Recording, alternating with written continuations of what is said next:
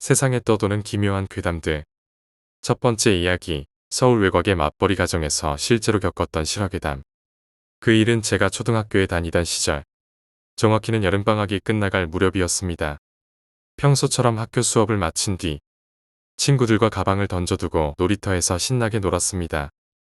해가 질 무렵까지 땀을 뻘뻘 흘리며 뛰놀다 보니 어느새 시계는 밤 8시를 지나고 있었습니다. 급히 집으로 돌아가는 길, 뺨 옆에 무언가 빨간 게 묻어 있는 걸 발견했습니다. 휴지로 그것을 닦아내고 무심코 휴지 조각을 길가에 버렸습니다. 지금 생각하면 그때부터 뭔가 불길한 징조가 시작되었는지도 모릅니다. 집에 도착한 후 너무 많이 움직였던 탓인지 눈가가 퉁퉁 부어오른 듯 아팠습니다. 마치 눈알이 튀어나올 것처럼 욱신거렸습니다. 그래서 저는 눈을 지그시 감고 그대로 잠에 들었습니다. 그런데 새벽 3시쯤 몸은 피곤했지만 갑자기 잠이 확 깼습니다. 우리 부모님은 맞벌이를 하셔서 그 시간엔 집에 아무도 없었습니다. 그런데 조용한 집 안에서 구슬이 바닥에서 굴러가는 듯한 딸랑딸랑 소리가 들려왔습니다. 그 순간 저는 순간적으로 가위일지도 모른다는 생각에 몸을 움직여 보았습니다. 그런데 의외로 몸이 움직였습니다. 가위에 눌린 게 아니라는 걸 깨달은 저는 조심스럽게 고개를 돌려 거실을 바라보았습니다. 거실 한복판에는 어른들로 보이는 사람 여럿이 모여 있었고 그들은 원형으로 둘러앉아 있었습니다.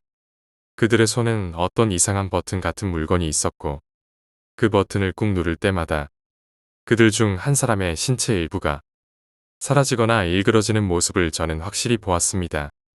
눈을 의심했습니다. 현실이라고 믿기 어려운 광경이었습니다. 놀란 저는 이불을 머리끝까지 뒤집어 쓰고 조용히 몸을 웅크린 채 숨을 죽이고 있었습니다.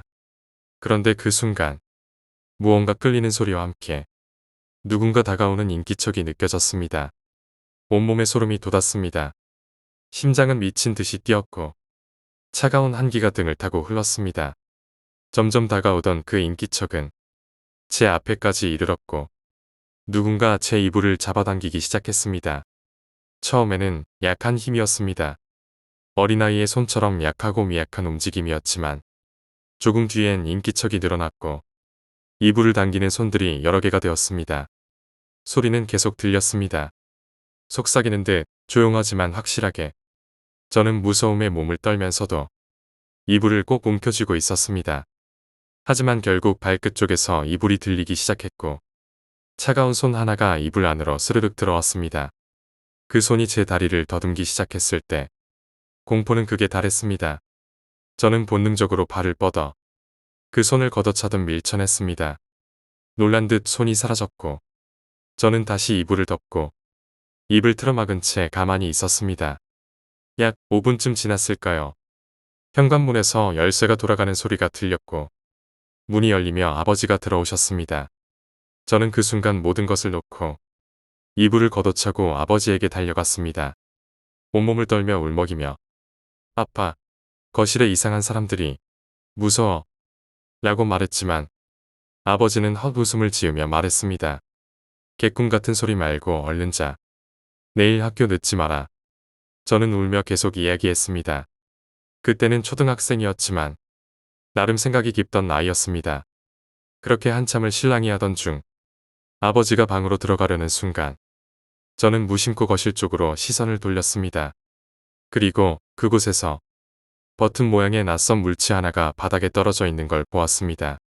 그걸 보는 순간 가슴이 철렁 내려앉으며 숨이 멎는 기분이었습니다. 정신이 아득해졌고 저는 그 자리에서 기절해버렸습니다. 다음에 눈을 떴을 땐 하얀 천장이 보였고 주변은 병원이었습니다. 옆에는 엄마와 아버지가 걱정 가득한 얼굴로 저를 지켜보고 있었습니다. 저는 눈을 뜨자마자 병원 침대에서 벌떡 일어나 그날 밤 이야기를 했습니다.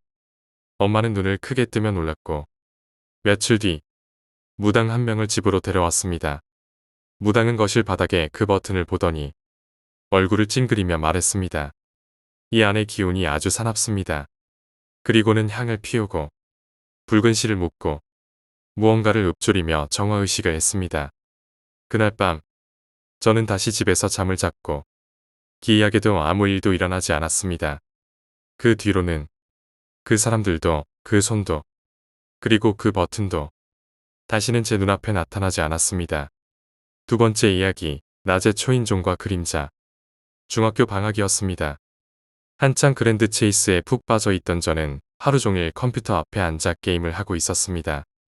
당시는 저, 아빠, 엄마, 동생 이렇게 네 식구가 함께 살고 있었는데 그날 아빠는 출근하셨고 엄마와 동생은 함께 슈퍼에 다녀오겠다고 집을 나서셨습니다.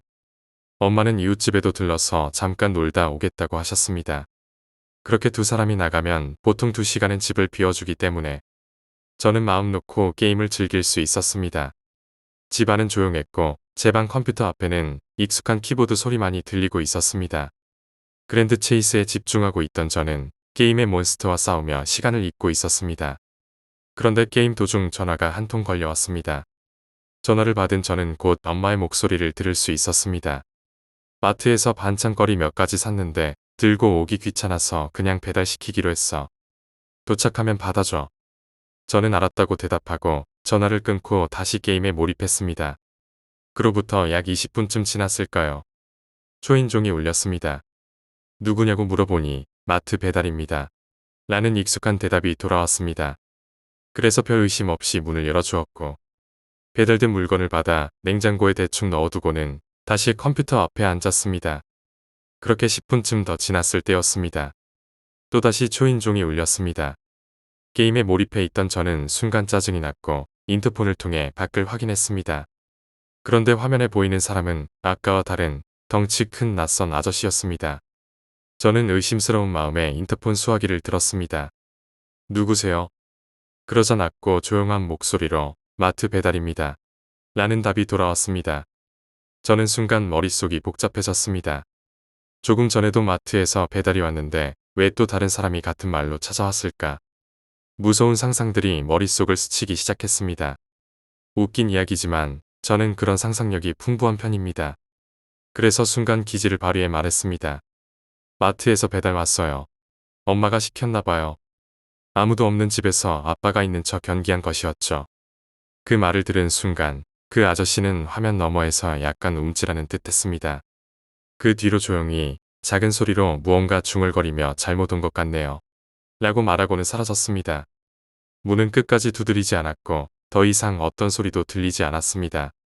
집에 혼자 있던 저는 그제야 온몸이 떨리기 시작했습니다. 겁이 덜컥 났고 괜히 이불 속에 숨어야 할 것 같았습니다. 그날은 정말 진심으로 무서웠습니다. 하지만 여기서 이야기는 끝나지 않습니다. 며칠 후 또 다른 일이 있었습니다. 역시 엄마와 동생은 이웃집에 있었고 아빠는 출근 중이셨습니다. 저는 또다시 혼자서 컴퓨터를 하고 있었고 이번엔 웃긴 이야기와 공포 이야기가 섞인 커뮤니티에서 시간을 보내고 있었습니다. 제 방 구조는 거실과 베란다가 살짝 보이는 위치였습니다.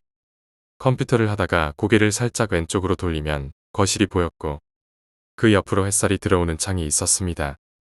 마침 해가 높게 떴고 거실 벽에 햇빛이 비추고 있었습니다. 그런데 그때였습니다. 모니터를 보며 공포글을 읽고 있던 저는 거실 벽에 어렴풋한 사람 그림자가 비치는 것을 목격했습니다. 처음엔 착각이겠거니 했습니다. 하지만 그 그림자는 벽에 계속 맴돌았고 사라졌다 다시 나타나기를 반복했습니다. 저희 집은 8층입니다. 사람이 밖에서 베란다 쪽을 기웃거릴 수 있는 위치가 절대 아닙니다. 그림자는 분명히 인간의 형태였고 분명히 움직이고 있었습니다. 저는 너무 무서워서 방 안에서 나가지도 못하고 화장실도 참고 있었고 노래를 틀어 소리를 일부러 크게 틀어놓았습니다. 시간은 더디게 흘렀고 그림자는 2에서 3시간 동안 계속해서 거실 벽에 어른거렸습니다. 도대체 저건 뭐지? 밖에 누가 매달려 있는 건가? 도둑인가? 괴한인가? 온갖 상상이 머릿속을 맴돌던 찰나 집 현관문이 열리고 엄마와 동생이 들어왔습니다. 저는 달려가 그간 있었던 일을 설명하며 겁에 질린 목소리로 말했습니다. 그러자 엄마가 웃으시며 말했습니다. 그거 오늘 아파트 외벽 페인트 칠하는 아저씨야. 순간 힘이 풀렸습니다. 밖에서 그네를 타고 오르내리며 외벽을 칠하던 작업자의 그림자가 베란다 쪽을 통해 거실 벽에 비친 것이었던 겁니다. 진짜 그 순간에는 죽을 만큼 무서웠지만 막상 진실을 알고 나니 허탈하기도 했고 긴장이 풀려 곧바로 화장실로 달려갔습니다. 지금도 그날의 초인종 소리, 햇빛에 비친 그림자, 그리고 정체 모를 남자의 말투가 떠오르면 몸이 오싹합니다. 아무 일도 없었다는 사실에 감사해야 할지, 아니면 그날 문을 열었더라면 어떤 일이 벌어졌을까 상상해야 할지, 그건 지금도 가끔 밤이 조용할 때마다 생각하게 되는 기억입니다. 세 번째 이야기, 귀에 속삭인 누숨소리. 사건은 정확히 오후 3시경. 서울시 방이동의 한 아파트에서 벌어졌습니다. 이삿짐을 옮기던 크레인이 넘어졌고, 그 사고로 인해 3명의 사상자가 발생했습니다. 운반센터 직원 2명이 찰과상을 입었고, 1명, 20대 초반의 여대생이 13층 베란다에서 1층으로 추락해 목숨을 잃었습니다. 그녀는 이삿짐 작업이 한창이던 14층 아래, 즉 13층에서 크레인과 함께 베란다 바깥으로 추락했습니다. 뉴스는 이렇듯 간결하고도 차갑게 사실만을 전했습니다. 하지만 그날 그 현장 바로 아래층에 있었던 나는 뉴스로 설명할 수 없는 어떤 공포를 겪었습니다. 그것은 단순한 사고라고 치부할 수 없는 무언가였습니다. 그날은 중학교 2학년 중간고사를 며칠 앞둔 평일이었습니다. 몸살 기운이 심하게 올라와 나는 오전 수업을 마치지 못하고 조퇴를 했습니다. 기온은 여름의 한복판을 향하고 있었고 어깨에 가방을 맨 채 몸을 질질 끌며 아파트로 돌아왔습니다. 현관문을 열고 들어서자마자 나는 그대로 침대 위에 길게 뻗었습니다. 차라리 잠들 수 있으면 좋았겠지만 집안은 너무도 시끄러웠습니다. 윗집에서 이삿짐을 옮기고 있었기 때문이었습니다. 벽 너머에서 들리는 쾅쾅거리는 소리, 쉴 새 없이 들려오는 기계음과 지면을 울리는 진동이 머릿속을 더욱 무겁게 만들었습니다. 당시 우리 집에는 에어컨이 없었습니다. 창문을 열어야만 바람 한 줄기라도 느낄 수 있었고, 그래서 나는 창문을 닫지도 못한 채 그 시끄러운 소리를 그대로 들으며 앓고 있었습니다. 나는 거실로 나왔습니다. 몸은 여전히 무겁고 열이 나는 와중에 커다란 유리창 밖으로 거대한 검은 기둥이 천천히 움직이는 모습이 보였습니다. 크레인이었습니다. 이삿짐을 실은 크레인의 팔이 아파트 외벽을 타고 올라가며 우리 집 창가를 지나가고 있었습니다. 나는 거실 바닥에 주저앉아 그 크레인이 위로 올라가고 다시 내려오는 것을 멍하니 바라봤습니다. 그러다 TV장 위에 놓인 낡은 카메라가 눈에 들어왔습니다. 아버지가 쓰던 수동식 필름 카메라였습니다. 지루함을 이겨내기 위해 나는 그 카메라를 들고 셔터를 만지작거리며 시간을 보내고 있었습니다. 그런데 그 순간 이상한 소리가 들렸습니다. 처음엔 대수롭지 않게 넘겼습니다. 우리 집 바로 윗집인 13층에는 동네에서 정신 이상으로 소문난 여자가 살고 있었습니다. 장애를 가진 건 아니었지만 아이들을 때리거나 물건을 빼앗는 등의 행동을 반복하며 사람들에게 공포를 주던 여자였습니다. 동네 아이들은 그녀를 미친년이라고 불렀고 그 소리는 윗집에서 나는 장난 같은 웃음소리려니 싶었습니다. 그러나 곧 이상한 기분이 들기 시작했습니다. 갑자기 아래층 어딘가에서 깜짝 놀란 듯한 남자의 외침이 들렸습니다. 나는 본능적으로 베란다로 향했습니다. 크레인의 몸통이 크게 흔들리고 있었습니다. 무언가 이상하다는 걸 직감한 나는 조심스럽게 창문 앞으로 다가가 위를 올려다봤습니다. 그 순간 거대한 크레인이 거센 기계음을 내며 왼쪽으로 기울어지기 시작했습니다.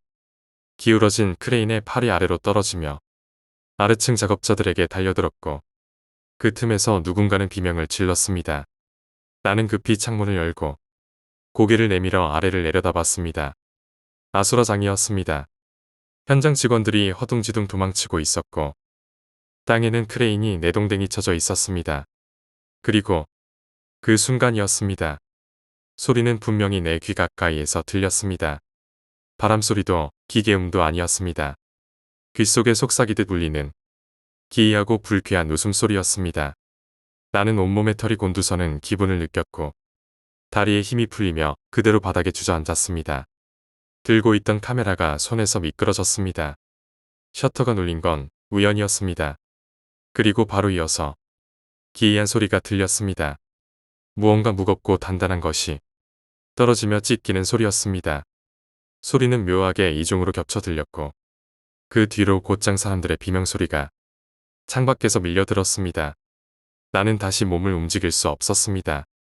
그저 가만히 그 자리에 주저앉아 카메라를 꼭 쥔 채 떨고 있었습니다.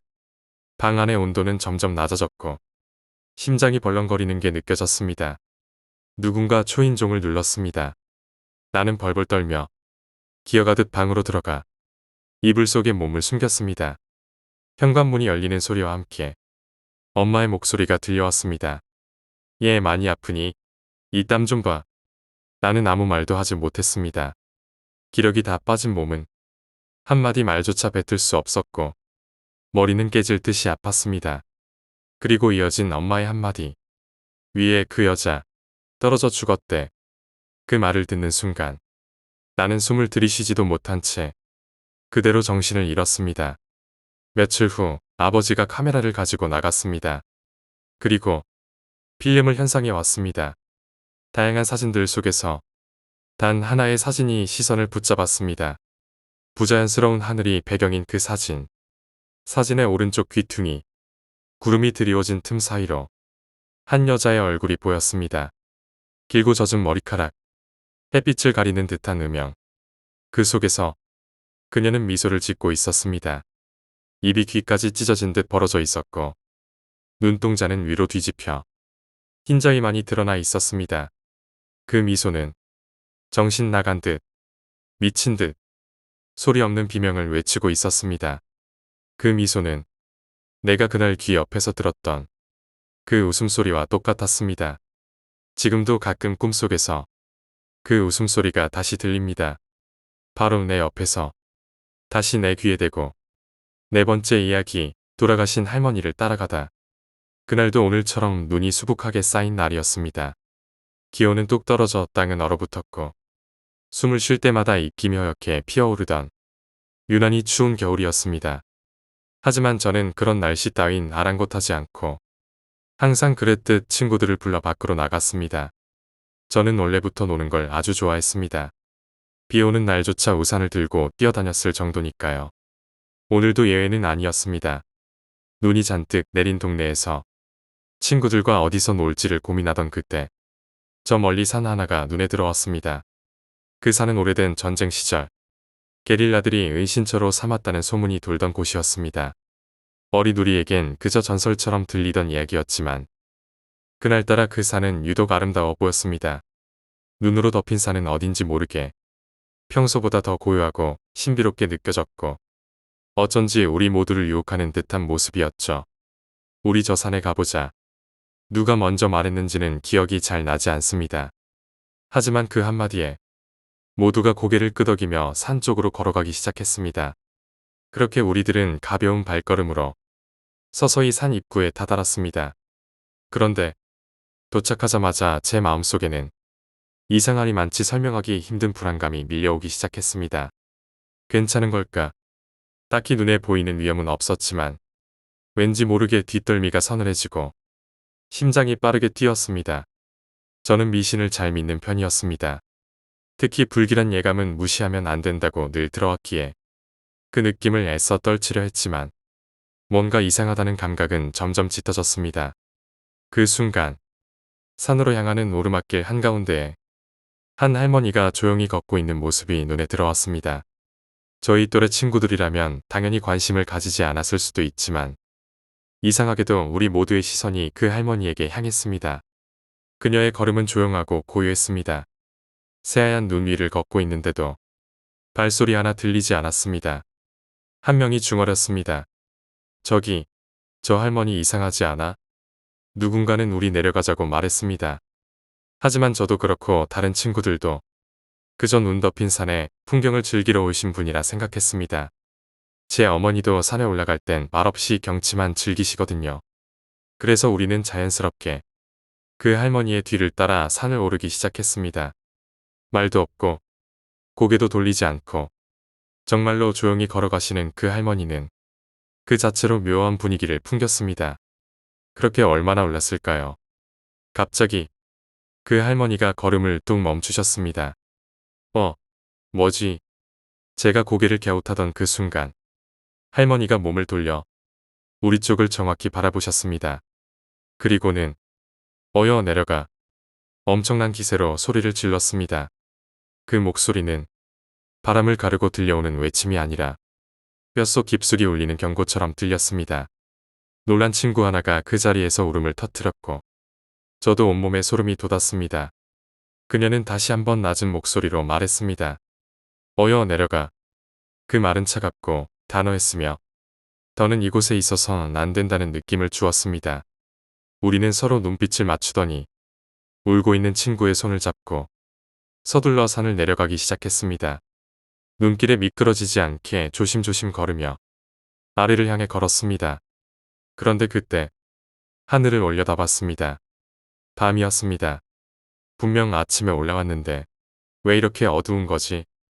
말도 안 되는 상황에 우리는 혼란스러웠고 방금 전에 모든 일이 마치 꿈속을 걷는 듯한 착각을 들게 만들었습니다. 길을 내려오며 무심코 뒤를 돌아본 그 순간 할머니가 걷고 계셨습니다. 하지만 그 앞에는 또 다른 인물이 있었습니다. 칠흑 같은 옷을 입은 한 남자. 그 남자의 실루엣은 어두운 밤하늘에도 묻히지 않을 만큼 짙은 그림자처럼 보였습니다. 그 그림자 같은 남자의 뒤를 할머니가 따라가고 있었습니다. 저는 그 모습이 너무나 섬뜩했고 당장이라도 비명을 지르고 싶었습니다. 산 입구로 내려오자 그 주변엔 작은 무덤들이 여러 개 있었고 집으로 가려면 무덤 옆을 지나야 했습니다. 하지만 어두운 밤 눈까지 쌓인 그 무덤 근처를 지나가는 것은 우리에게 너무나 무서운 일이었습니다.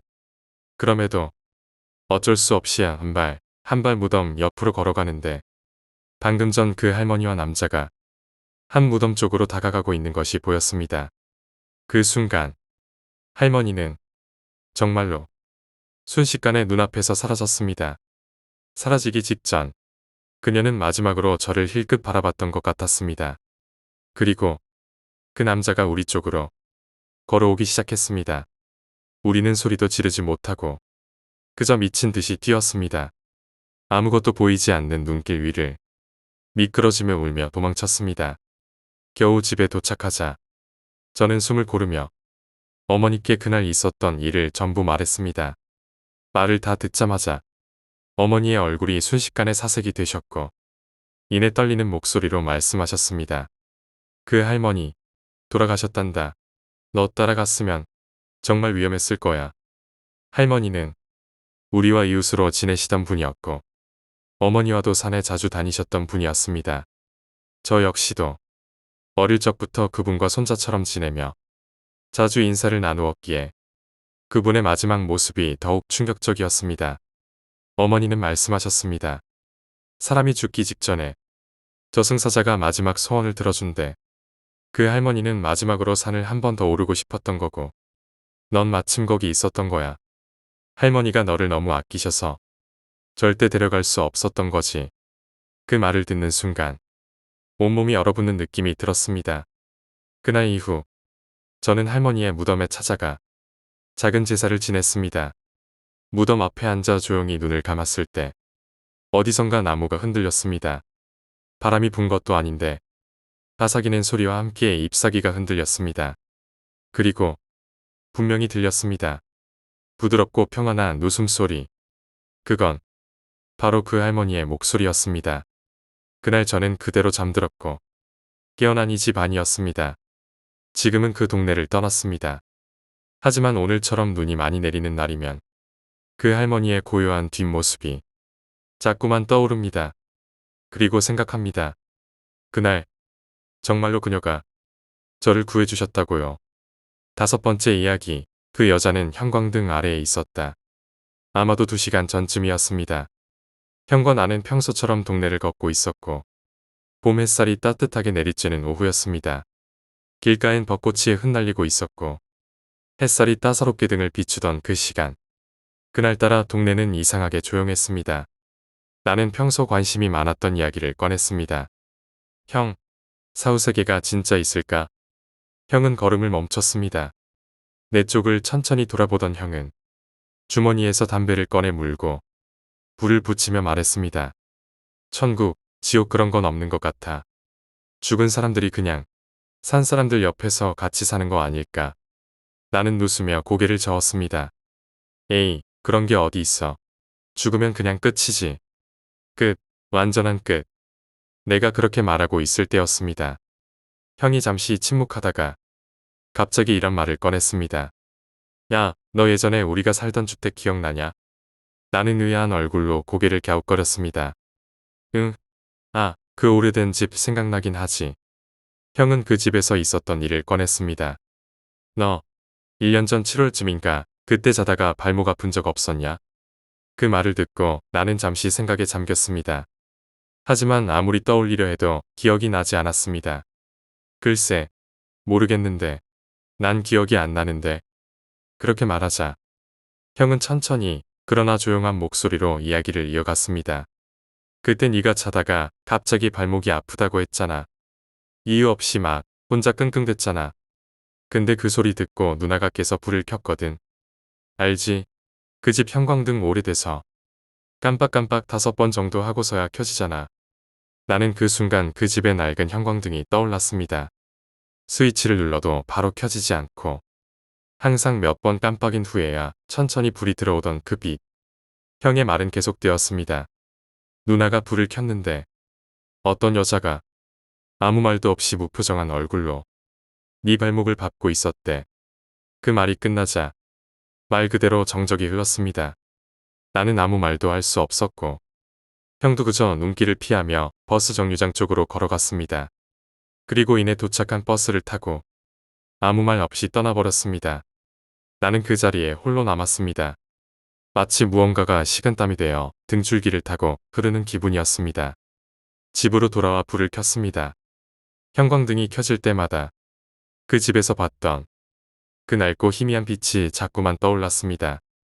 나는 거실에 앉아 긴 시간 동안 그날의 이야기를 곱씹었습니다. 형이 말한 일이 사실일까? 과연 그런 일이 있었을까? 그러다 문득 정말로 어느 여름밤 아무 이유도 없이 발목이 심하게 아팠던 기억이 떠올랐습니다. 그때 나는 통증 때문에 몇 번이나 몸을 뒤척였고 차가운 바닥에 다리를 대며 식히려 했던 기억도 있었습니다. 하지만 나는 그게 단순히 수면 중 근육 통증 되는 줄로만 알았습니다. 형과 누나가 그런 걸 봤다는 사실을 나는 전혀 몰랐던 것입니다. 형이 말한 그 여자의 모습, 무표정한 얼굴로 말없이 내 발목을 밟고 있었다는 그 장면. 이제는 잠들기 전마다 다시 떠오르는 한 장면이 되어버렸습니다. 불을 끄기 전 나는 항상 방 안 구석을 한 번씩 둘러보게 됩니다.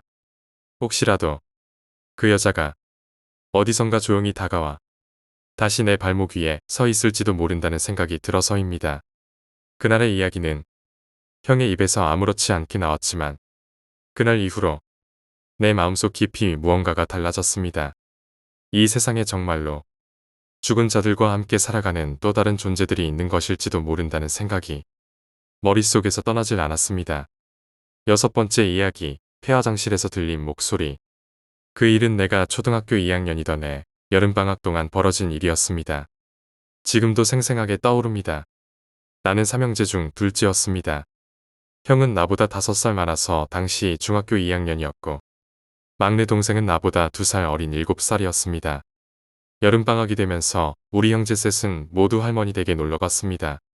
서울 도심에 있는 평범한 아파트 단지였고 그곳에는 사촌 동생 2명도 함께 와 있었습니다.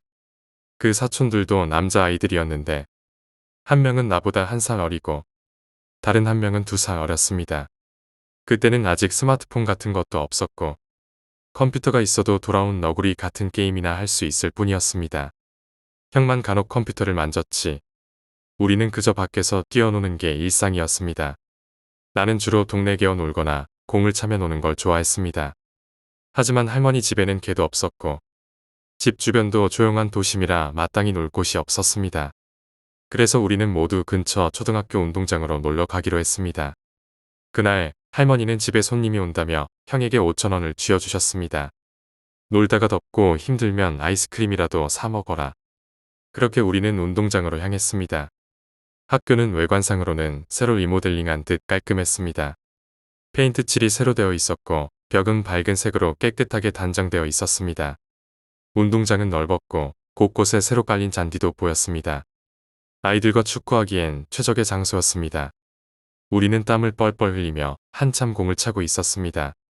그렇게 시간이 조금 흐르자 나는 갑자기 참을 수 없이 소변이 마려워졌습니다. 운동장 한복판에서는 도저히 해결할 수 없어 주위를 둘러보기 시작했습니다. 그러다 운동장 한쪽 구석에서 작은 화장실 건물을 발견했습니다. 그곳은 다른 건물과는 다르게 매우 낡아 보였고 어딘가 분위기가 이상했습니다. 건물 벽은 오래된 콘크리트 느낌이 그대로 드러났고 창문 틈엔 거미줄이 어지럽게 얽혀 있었습니다. 문 앞에는 녹슨 철파이프 하나가 가로질러 걸려 있었습니다. 누가 봐도 평소엔 사용하지 않는 화장실이었습니다. 하지만 나는 너무 급했습니다. 어쩔 수 없이 그 파이프를 빼고 안으로 들어갔습니다. 안은 어둡고 눅눅했습니다. 소변기 3개, 대변 칸 3개가 있었고 벽에는 군데군데 곰팡이 같은 얼룩이 번져 있었습니다. 볼일을 마친 나는 시원한 기분에 세수라도 하려는 마음으로 수도를 틀었습니다. 하지만 처음엔 물이 나오지 않았습니다. 망했네 하고 수도꼭지를 몇 번 쳤더니 갑자기 팍 하고 물이 터지듯 나왔습니다. 먼지가 쌓여 막혀 있다가 갑자기 터진 듯한 느낌이었습니다. 나는 손을 씻고 얼굴도 시원하게 세수했습니다. 그때였습니다. 갑자기 화장실 맨 끝 대변칸에서 기묘한 바람 소리 같은 것이 들려왔습니다. 처음엔 신경 쓰지 않으려 했습니다. 하지만 그날은 바람 한 점 없는 숨이 막히도록 더운 날이었습니다. 그런데도 그 소리는 확실히 누군가 휘파람을 부는 듯한 혹은 숨을 내쉬는 듯한 바람 소리였습니다. 처음엔 겁이 났지만 이상하게 호기심이 앞섰습니다. 나는 어릴 적부터 토요 미스테리 극장을 즐겨보던 아이였습니다. 기묘한 이야기나 귀신 이야기를 좋아했고 무서우면서도 궁금한 마음이 가득했습니다. 결국 나는 그 칸으로 다가갔습니다. 조심스럽게 문을 여는 순간 코를 찌르는 듯한 악취가 확 밀려왔습니다. 말로 설명하기 어려운 냄새였습니다. 화장실 냄새 그 이상 무언가 썩은 듯한 역겨운 냄새였습니다. 숨을 참은 채 다시 문을 닫고 나오려는데 또다시 후우 하는 바람 소리가 들렸습니다. 나는 다시 문을 열었습니다. 이번엔 코를 꼭 막은 채 안쪽을 들여다보았습니다. 그 안에는 어두워서 잘 보이지 않았지만 바닥에 끈적이는 검은 얼룩 같은 것이 보였고 그 위에는 머리카락 같은 것들이 무더기로 떨어져 있었습니다. 순간 등줄기에 식은땀이 흘렀습니다. 그리고 그때 분명히 들었습니다. 도와줘. 여자아이의 목소리였습니다. 또렷하고 작지만 분명한 음성이었습니다.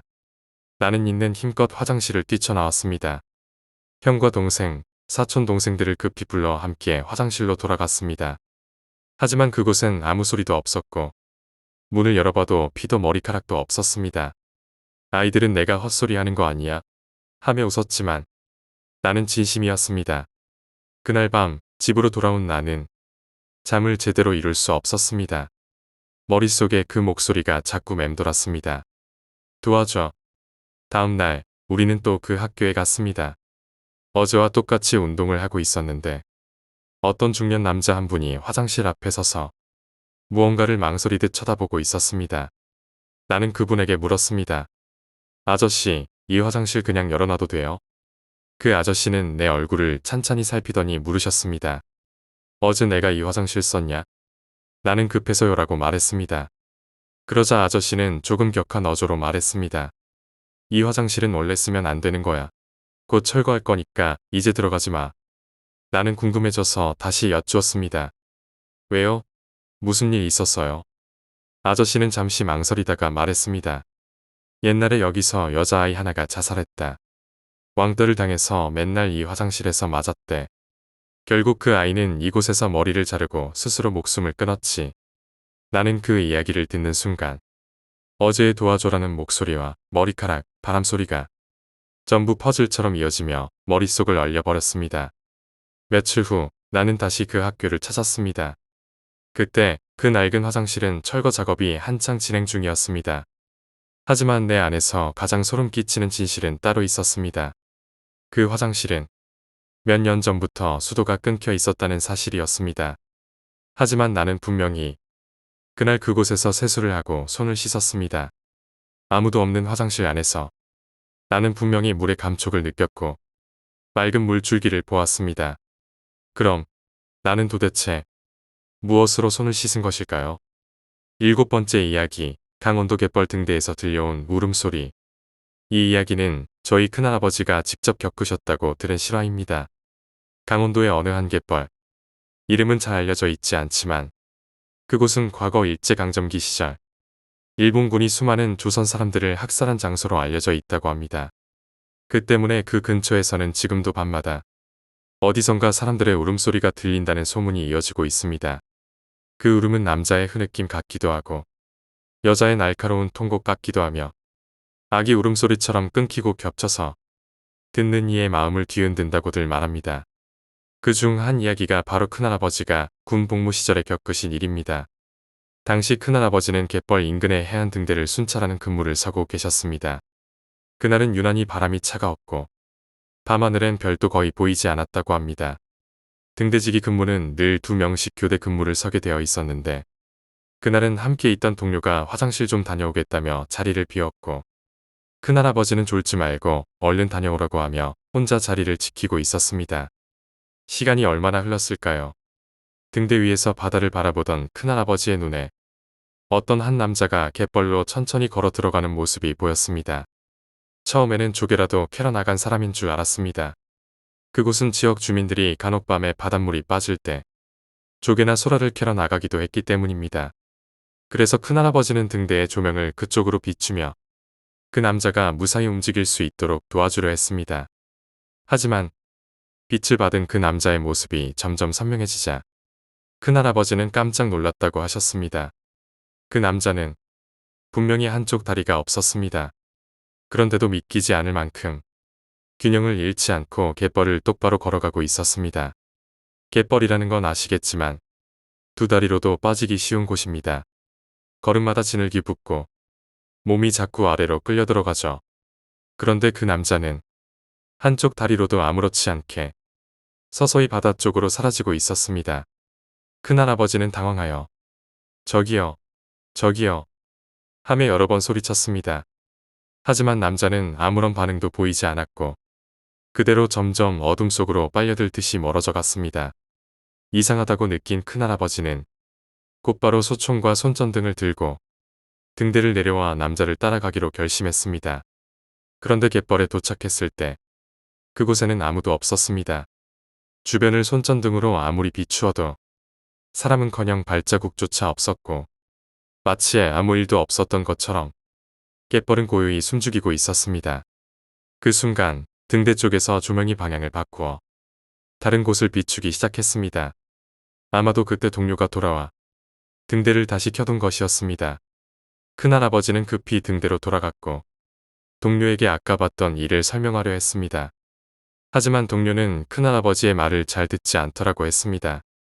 무슨 남자야, 갯벌에. 아무도 없었잖아. 그 시간에 그런 사람 봤으면 내가 먼저 봤겠지. 그런데 그 순간이었습니다. 등대 유리창 너머 저 멀리 바다 쪽에서부터 흐느끼는 듯한 울부짖는 듯한 소리가 들려오기 시작했습니다. 남자인지 여자인지도 모를 그 울음소리는 점점 가까워지면서 기이하게도 머릿속에서 직접 들려오는 듯했습니다. 큰할아버지와 동료는 몸을 움츠린 채 등대 안에서 아무 말도 못하고 있었습니다. 다행히도 교대 시간이 되었고 새벽 근무자들이 도착하면서 두 분은 곧 교대를 마치고 들떠있는 마음으로 부대로 돌아가셨습니다. 하지만 다음 날 아침 그 상황을 들은 다른 훈련병들과 동료들에게 무슨 일이 있었냐? 고 묻자 그들은 전혀 알지 못한다는 표정으로 대답했습니다. 누가 있었으면 우리라도 봤겠죠. 어젯밤엔 아무 일 없었어요. 그들의 표정은 진심이었습니다. 누구도 장난을 치는 것처럼 보이지 않았고 그저 평범한 밤이었다고 믿고 있었습니다. 하지만 분명히 큰할아버지는 그날 한쪽 다리로 갯벌을 걷던 남자와 그 뒤에 이어진 울음소리를 들으셨던 겁니다. 저는 이 이야기를 들으며 등골이 오싹해졌습니다. 갯벌이라는 곳, 자연의 일부이면서도 그 안에 스며 있는 수많은 기억들과 잊혀진 존재들이 어디론가 흘러가지 못한 채 그 자리에 머물러 있던 것은 아닐까요? 그리고 그 밤, 등대의 불빛 아래 그 남자가 가던 길의 끝에는 정말 아무도 없었던 걸까요? 8번째 이야기, 강원도 99곡에. 그 당시에 나는 학교에서 장난치기로 소문이 자자한 학생이었다. 선생님에게 불려다니는 일이 하루 걸러 반복되었고 교실에서 내가 내뱉는 말은 언제나 하나였다. 놀자. 나는 노는 것밖에 몰랐고 그저 하루하루가 즐거우면 그만이었다. 그런 내가 가족들에게 여행을 가자고 조르기 시작한 건 2004년 5월쯤이었다. 그것도 단순한 부탁이 아니라 거의 매일같이 제발 이번 여름엔 가족끼리 여행 가자고 2주 이상 졸랐다. 그때는 미처 몰랐다. 그 여행이 지금까지도 잊히지 않는 악몽이 될 줄은. 엄마는 몸이 좋지 않으셔서 먼 곳으로 떠나는 걸 그다지 좋아하지 않으셨다. 하지만 몇 년 동안 가족끼리 제대로 된 여행 한 번 없었고 어떤 큰 행사도 없었던 터라 결국 엄마는 고개를 끄덕이셨다. 가족여행은 2004년 8월 초 한창 무더위가 시작될 무렵으로 정해졌다. 장마도 어느 정도 지나갔고 텐트를 칠 수 있는 날씨였다.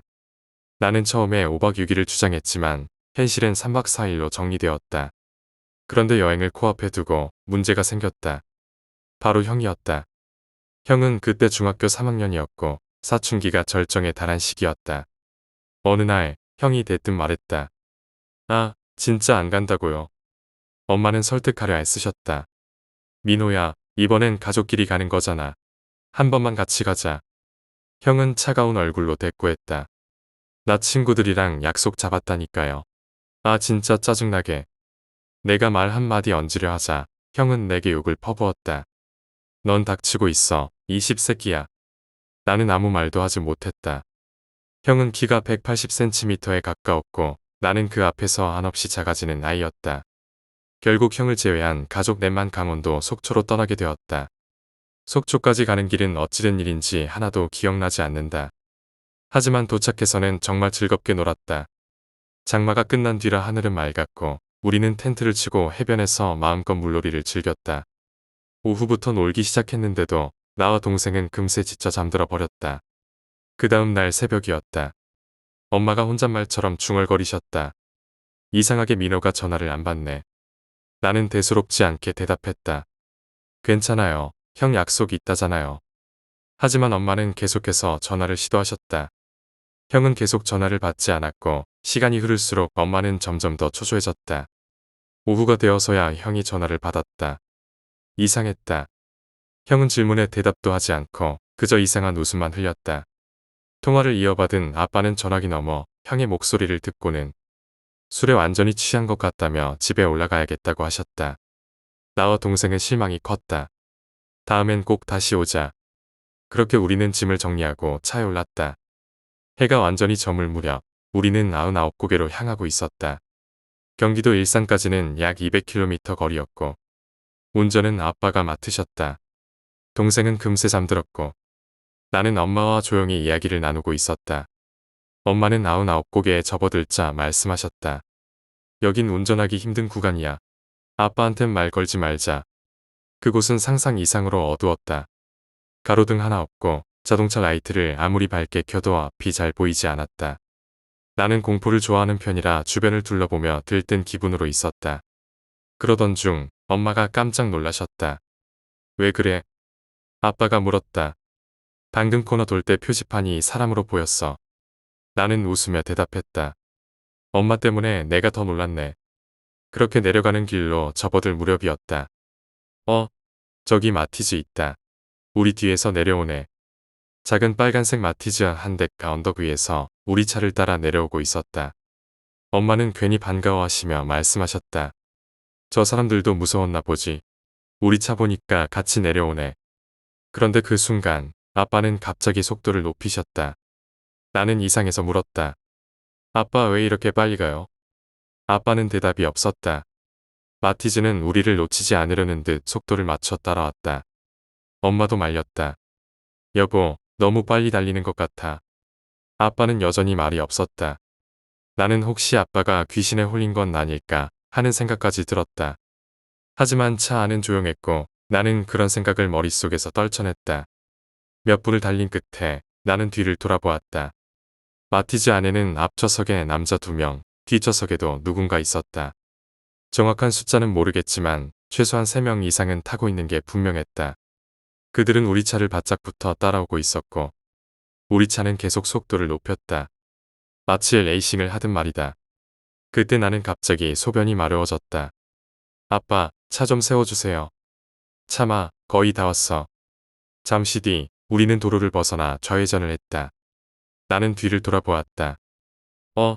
마티즈 어디 갔지? 분명 따라오던 차가 보이지 않았다.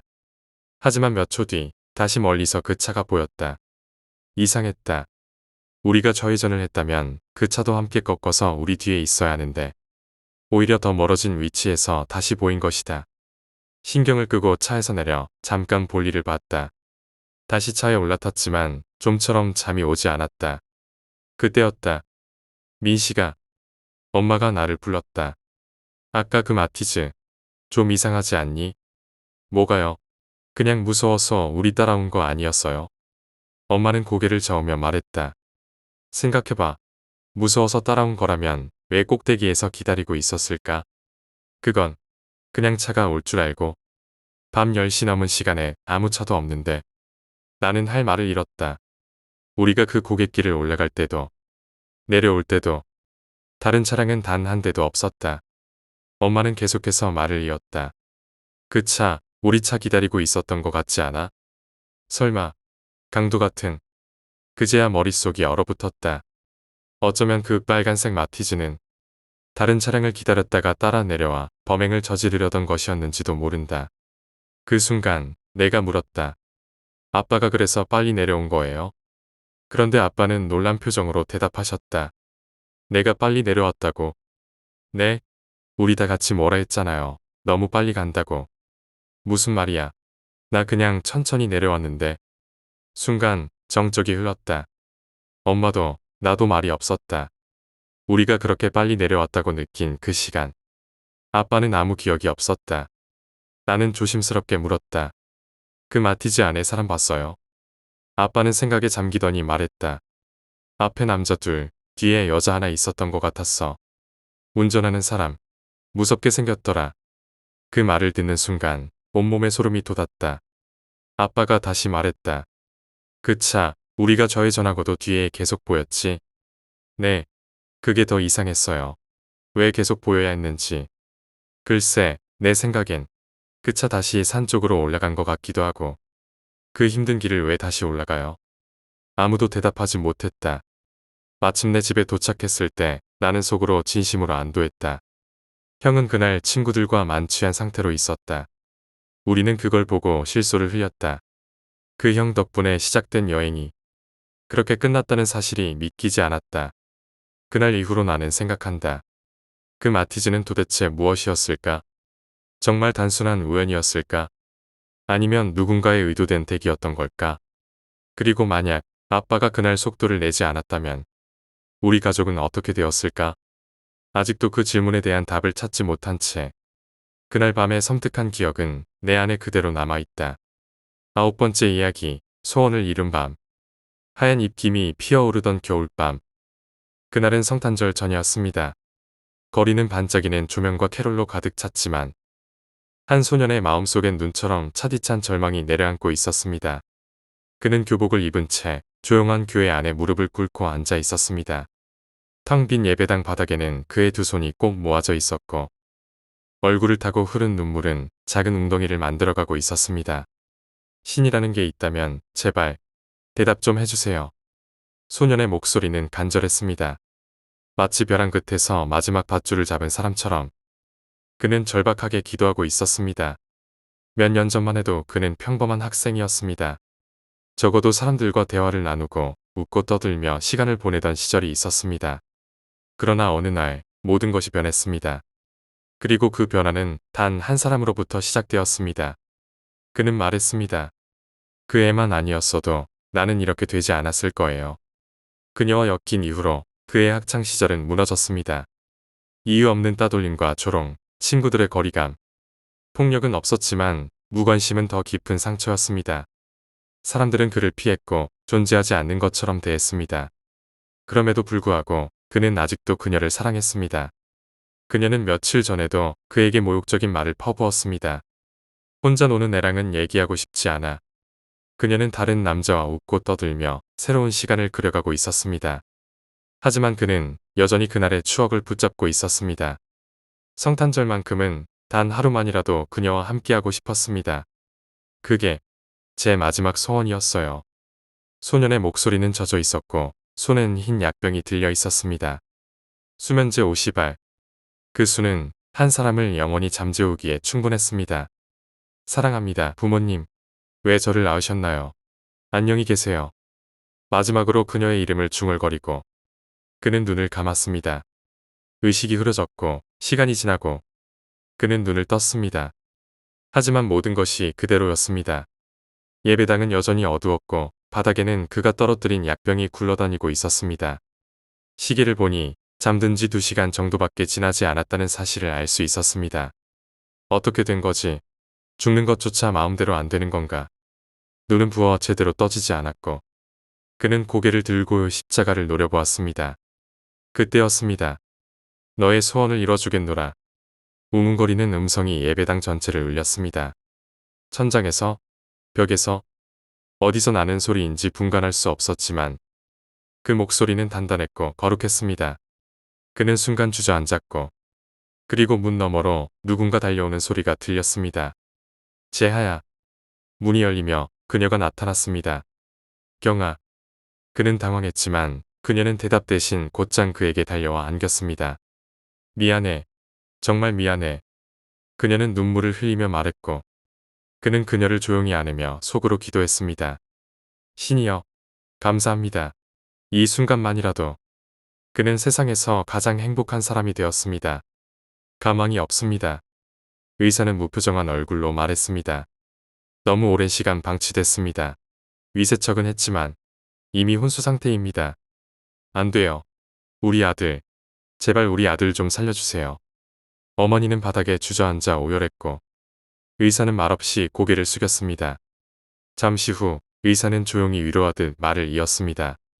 이런 말 드려도 될지 모르겠지만 사람은 죽기 직전 몸에서 강한 엔돌핀이 분비됩니다. 간절히 바라던 소원이나 환상을 보는 경우도 있습니다. 아마 자제분도 소원을 이뤘을 겁니다. 아주 행복한 모습이었습니다.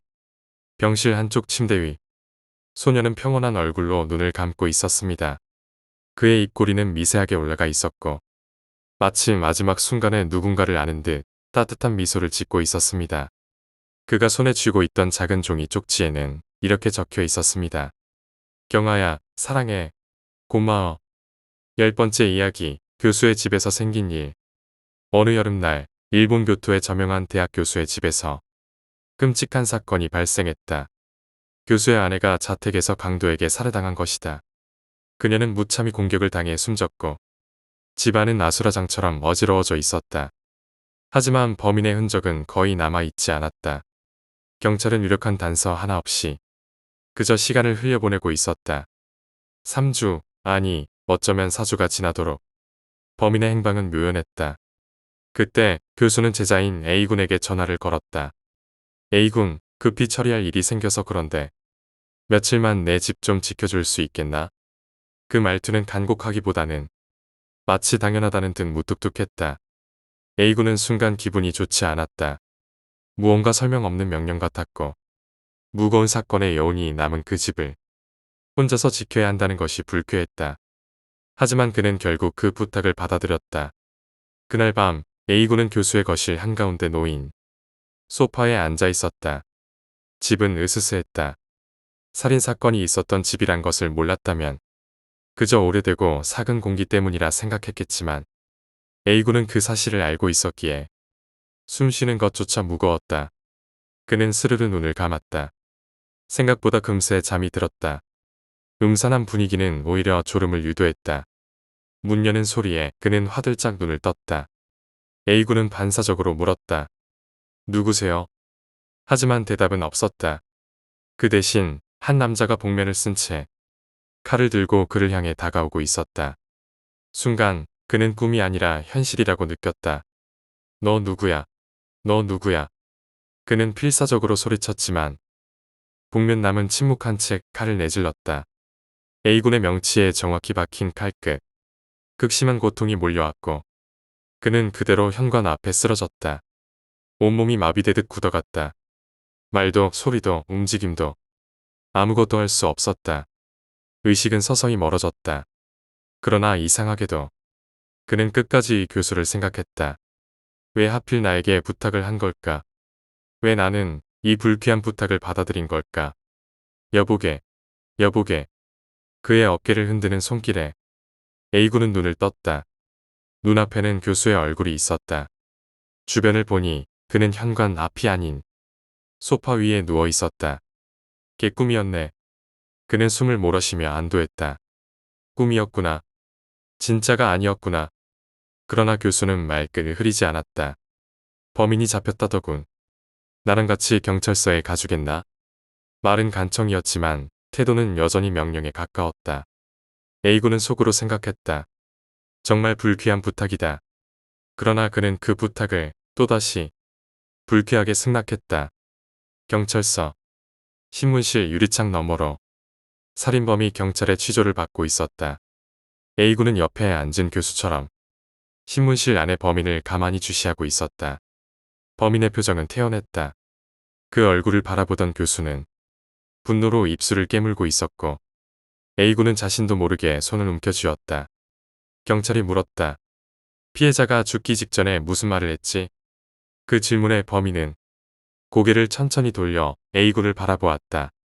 그러더니 의미심장한 웃음을 지으며 이렇게 말했다. 너 누구야? 그 말을 듣는 순간 A군은 온몸에 털이 곤두서는 느낌을 받았다. 그건 분명 그가 꿈속에서 복면남에게 소리쳤던 그 말이었다. 꿈이 아니었다. 아니, 꿈이 아니라는 말로도 설명할 수 없었다.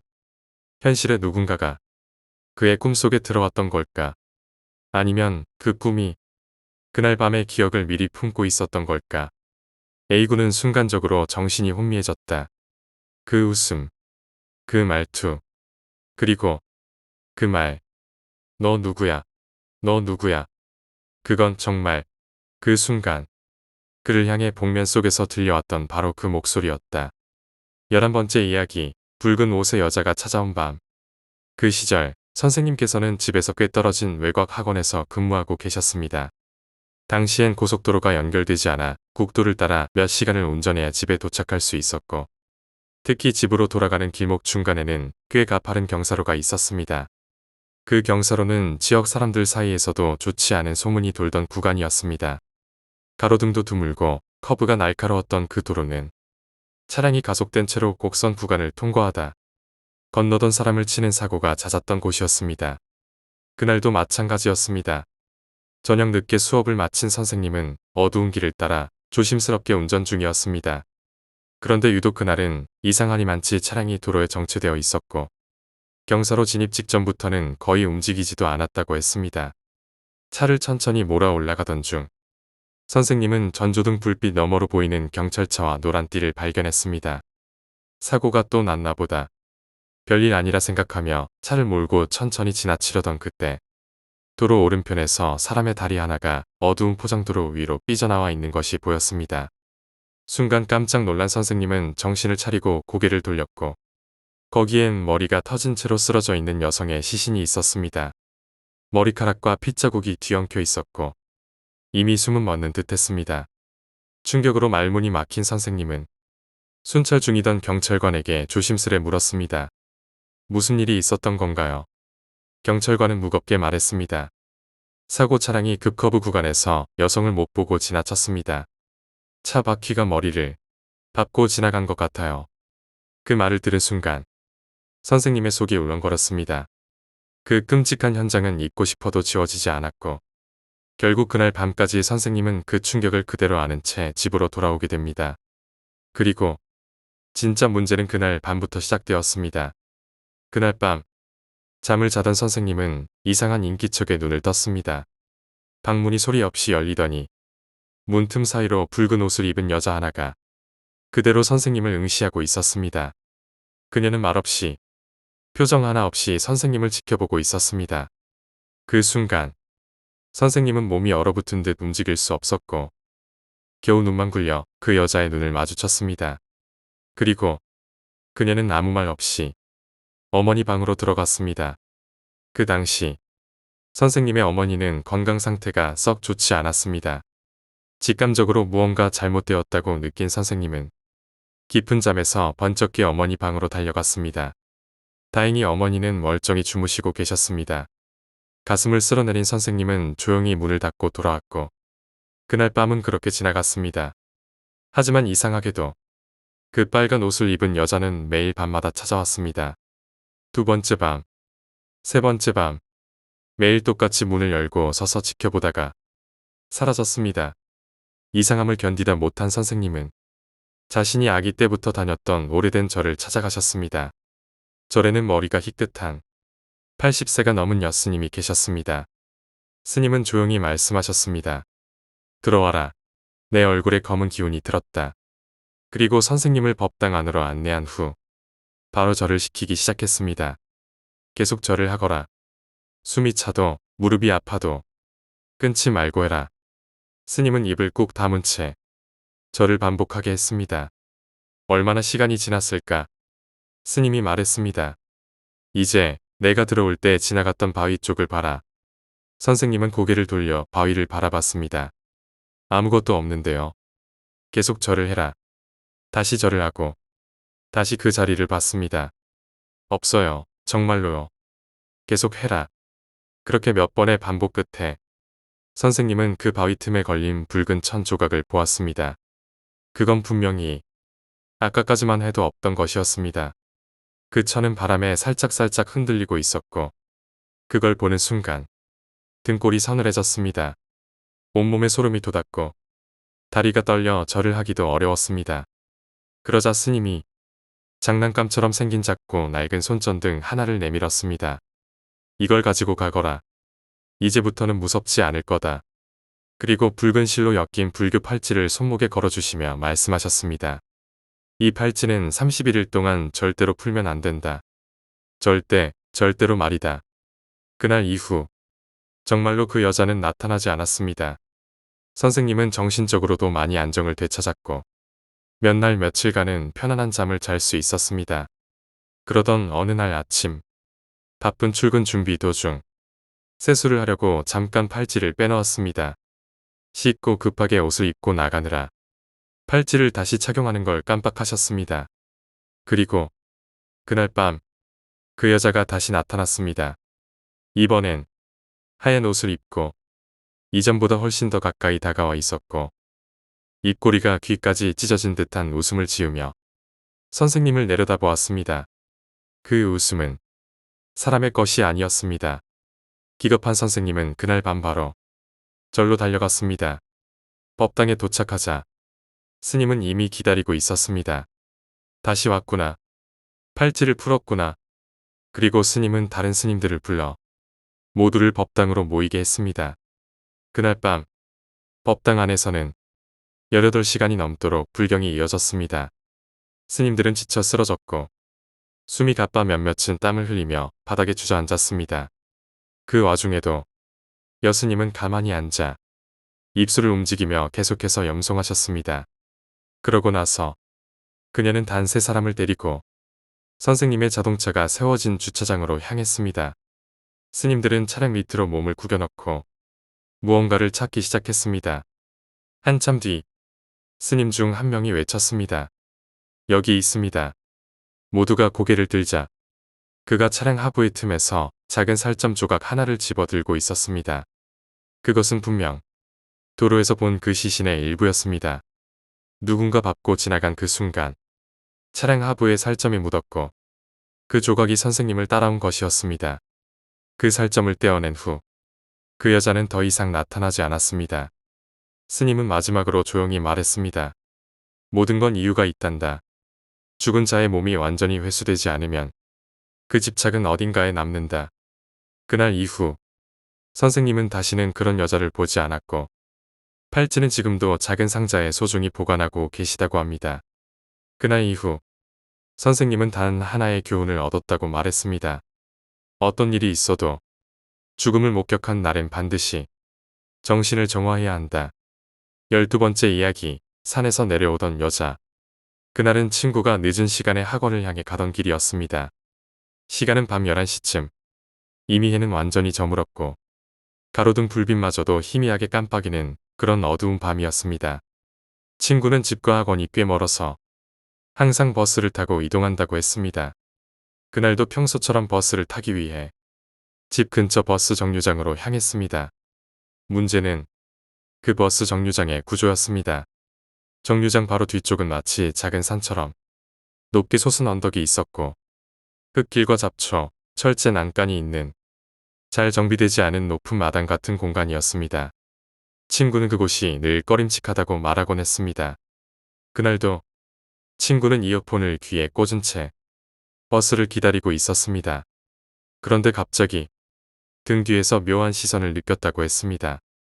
무언가 설명할 수 없는 기운이 머리카락 끝에 닿는 듯했고 마치 누군가가 뚫어지게 쳐다보는 것 같은 등골이 서늘해지는 느낌이 들었습니다. 처음에는 그냥 기분 탓이라 생각했지만 너무 강한 기운이 느껴져서 도저히 무시할 수가 없었다고 합니다. 그래서 친구는 천천히 조심스럽게 뒤를 돌아보았습니다.